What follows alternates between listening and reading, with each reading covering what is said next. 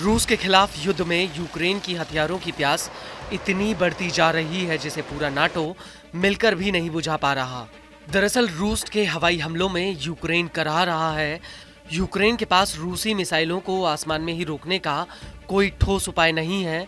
वहीं दूसरी तरफ नाटो की अगुवाई में समूचे पश्चिम ने यूक्रेन में अपनी ताकत झोंक दी है, लेकिन उसके बावजूद भी वो रूस को नहीं रोक पाए।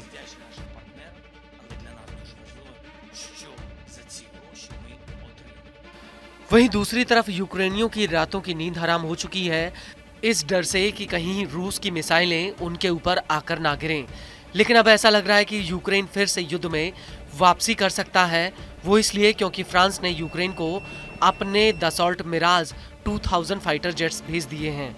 इसके अलावा नीदरलैंड ने भी यूक्रेन को और F-16 फाइटर जेट्स भेजे हैं। हालांकि फ्रांस और नीदरलैंड ने यूक्रेन को कितने जेट्स भेजे हैं, इसका कोई ठोस आंकड़ा सामने नहीं आया है।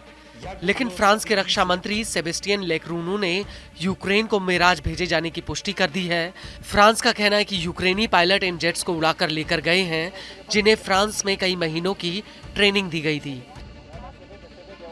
वहीं यूक्रेन के रक्षा मंत्री रुस्टेम उमेरोव ने इसको लेकर कहा कि यूक्रेनी आसमान और ज्यादा सुरक्षित हो रहा है। लेकिन इस सब के बीच बड़ा सवाल ये है कि क्या मिराज और F-16 जेट्स यूक्रेन युद्ध में गेम चेंजर साबित हो सकते हैं। तो आपको बता दें कि यूक्रेन पहले ही अपने 2 F-16 फाइटर जेट्स खो चुका है। वहीं अगर मिराज की बात की जाए तो मिराज 2000 फ्रांस के सबसे पुराने जेट्स में से एक है और फ्रांस ने अपने सैन्य बेड़े में मिराज को राफेल जेट से रिप्लेस कर दिया है। आने वाले दिनों में फ्रांस की सेना में मिराज की जगह पर राफेल दिखाई देंगे। इसका मतलब ये हुआ कि फ्रांस ने अपने पुराने जहाज़ों और बूढ़े जहाज़ों को यूक्रेन भेजा है।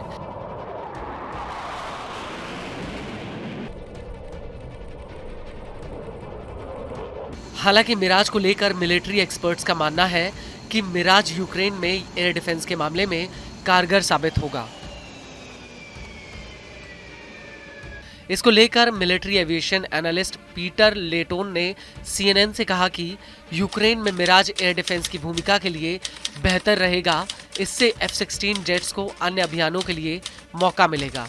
मैं देखता हूं कि मिराज जमीन पर सतर्कता से तैनात होंगे और मिनटों के भीतर आने वाली क्रूज मिसाइलें प्राथमिक लक्ष्य और शहीद ड्रोन द्वितीय लक्ष्य को चिन्हित कर सकते हैं।